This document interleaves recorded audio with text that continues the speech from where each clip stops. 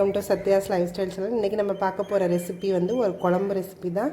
பூண்டு குழம்பு தான் இன்றைக்கி நம்ம பார்க்க போகிறது. ரொம்ப ஆரோக்கியமான மருத்துவ குணமுள்ள ரொம்ப ஈஸியாக ப்ரிப்பேர் பண்ணுற மாதிரி உள்ள குழம்பு தான் இது. ரொம்ப கம்மியான இன்க்ரீடியன்ட்ஸ் தான் இதுக்கு தேவையும். 10 to 15 மினிட்ஸில் இது நம்ம ரெடி பண்ணிடலாம். இது எப்படி பண்ணலான்றதை பார்க்கலாம். இதில் லாஸ்ட்டாக வறுத்து ஒரு பொடி ஒன்று சேர்ப்போம். அது வந்து நல்லா இந்த குழம்புக்கு நல்ல வாசமும் நல்ல டேஸ்ட்டும் என்ஹான்ஸ் பண்ணி கொடுக்கும். இது எப்படி பண்ணலான்றதை பார்க்கலாம். இந்த பூண்டு குழம்பு பண்ணுறதுக்கு நான் வந்து கடாயில் கொஞ்சமாக நல்லெண்ணெய் எடுத்துக்கிறேன். நல்லெண்ணெய் வந்து கொஞ்சம் நல்லா ஒரு பெரிய குழிக்கரண்டி அளவுக்கு நான் எடுத்துக்கிறேன். ஏன்னா இது கொஞ்சம் தாராளமாக இருந்தால் தான் டேஸ்ட் நல்லாயிருக்கும். தாளிக்கு கறிவடகம் இல்லை அப்படின்னா கொஞ்சமாக சீரகம், வெந்தயம், கொஞ்சமாக பெருஞ்சீரகம் எல்லாத்தையும் சேர்த்து தாளிச்சிக்கலாம். இந்த கறிவடகம் நல்லா பொரிஞ்சிருச்சு. கொஞ்சமாக கருவேப்பிலை சேர்த்துக்கிறேன். சின்ன வெங்காயம் நான் ஒரு 12லேருந்து 15 நம்பர் வரைக்கும் சேர்த்துக்கிறேன். பூண்டு சேர்த்துக்கிறேன். இந்த வெங்காயம் பூண்டு எல்லாத்தையும் கொஞ்சம் நல்லா நம்ம வதக்கிக்கலாம்.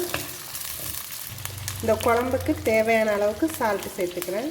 இந்த வெங்காயம் பூண்டு எல்லாமே நம்ம வதக்கியாச்சு. இப்போ வந்து தக்காளி நான் வந்து ஒரு மீடியம் சைஸ் தக்காளி வந்து இந்த மாதிரி பீஸாக கட் பண்ணி வச்சுருக்கேன். அதை ஆட் பண்ணிக்கிறேன்.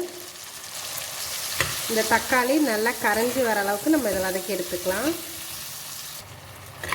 தக்காளி நல்லா கரைஞ்சி வந்துருச்சு. நம்ம மசாலா எல்லாத்தையுமே கொஞ்சம் கொஞ்சமாக ஆட் பண்ணிக்கலாம். 1/2 டீஸ்பூன் போல் மஞ்சத்தூள் சேர்த்துக்கிறேன். தனியாத்தூள் ஒரு 1/2 டீஸ்பூன் போல் சேர்த்துக்கிறேன். நீங்கள் வந்து குழம்பு மிளகாத்தூள் வச்சுருந்தீங்கன்னா நல்லா 2லேருந்து 2.5 ஸ்பூன் வரைக்கும் சேர்த்துக்கலாம். மிளகாத்தூள் நான் வந்து ஒரு 1.5 ஸ்பூன் சேர்த்துக்கிறேன். ஏன்னா லாஸ்ட்டில் நம்ம மிளகுலாம் வந்து அரைச்சி சேர்க்க போகிறோம். ஸோ அதனால் கொஞ்சம் காரம் கம்மியாகவே நான் சேர்த்துக்கிறேன். இந்த மசாலா எல்லாத்தையுமே நம்ம கொஞ்சம் எண்ணெயில் லைட்டாக வதக்கிக்கலாம். லைட்டாக வதக்கியாச்சு. இப்போ வந்து நான் புளி தண்ணி ஆட் பண்ணிக்கிறேன். நான் வந்து நல்லா ஒரு எலுமிச்சம்பழம் சைஸ் புளி எடுத்து வச்சுருந்தேன். அதை வந்து இப்போ கரைச்சி வச்சுருக்கேன். அதை ஆட் பண்ணிக்கிறேன். இது நல்லா எல்லாத்தையும் கலந்து விட்டுக்கலாம்.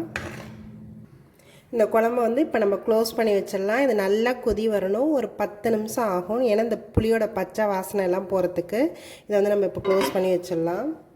இந்த பூண்டு குழம்புக்கு லாஸ்ட்டாக வந்து நம்ம ஒரு மசாலா வந்து லைட்டாக ட்ரையாக தான் நம்ம வறுத்து அரைச்சி சேர்க்க போகிறோம். 1 ஸ்பூன் போல் சீரகம் எடுத்துக்கிறேன். 1 ஸ்பூன் மிளகு சேர்த்துக்கிறேன்.